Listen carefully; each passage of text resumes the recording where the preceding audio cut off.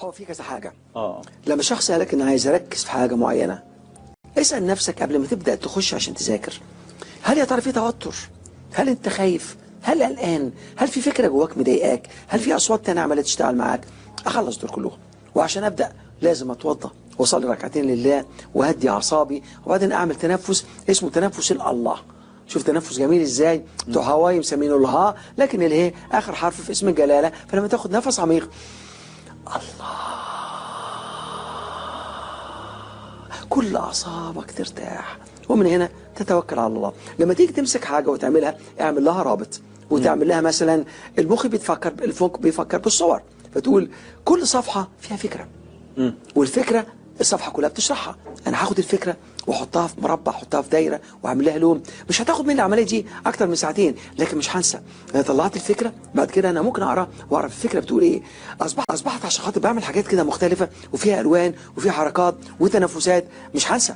انا امتى ابدا تركيزي يتشتت؟ انا قاعد اذاكر، يجي لك صوت داخلي، فاكر امبارح حصل ايه؟ السندوتش لازم تاكله، في تلفزيون، في حاجه مهمه لازم تعملها، مش كنت تنام يا زي راجل؟ اللي بيحصل في الصلاه بالظبط يا دكتور. الواحد بيصلي ويفتكر 600 حاجه بالظبط. هنا عشان كده الواحد لما يجي يصلي بيحمي نفسه من التفكير الايجابي والتفكير السلبي. انت هنا مش في تفكير، انت هنا في طاقه روحانيه مع الله سبحانه وتعالى. فلازم لما تبدا تذاكر تاخد بالك من الاصوات دي. انا بسميها دي العدو الداخلي. انت من شويه قلت من شويه الواحد يبقى مثلا بيصلي ويقول له صوت يكلمه يا راجل خليك نايم. العدو الداخلي ده انت بتستخدمه.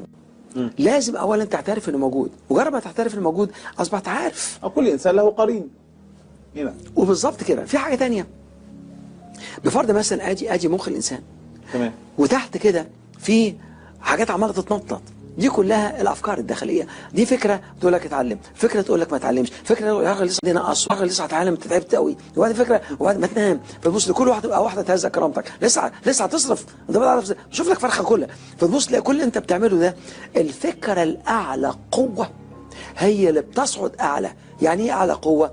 اعلى صوت مرتبط باعلى احساس. دي هتلاقي طلعت فوق الاول، فلو كانت غضب هتبقى هي دي. فلما مثلا اجي اقول لك ازاي ان عندنا اصوات داخليه واصوات مختلفه، كل واحده بتوجهك لمكان معين. بفرض حد عاوز يطلع، عاوز يسافر، او حد عاوز يتعلم لغه، هتلاقي في اكتر من اتجاه داخلي عشان تتوجه او لا. فلو لقيت حد فرض عاوز يلعب رياضه عشان ينزل وزنه، ومقرر ينزل وزنه، وعارف مهمه بالنسبه له، وعارف هيستفيد منها ايه، عارف كل ده، وبعدين يجي يمشي يلاقي الصوت الداخلي، الصوت اللي بيقول له اخرج عشان تلعب رياضه وتاخد بالك من صحتك وتنزل وزنك، ضعيف وشوشه. اما التاني يقول له راح فين؟ ما تخليك قاعد يا راجل، والبقلاوه دي تروح فين يعني؟ والفيلم اللي في التلفزيون، طب واصحابك تكلمهم، طب والنكت اللي هتبعتها بالاس ام اس، تلاقي نفسك قاعد في الاخر تروح قاعد.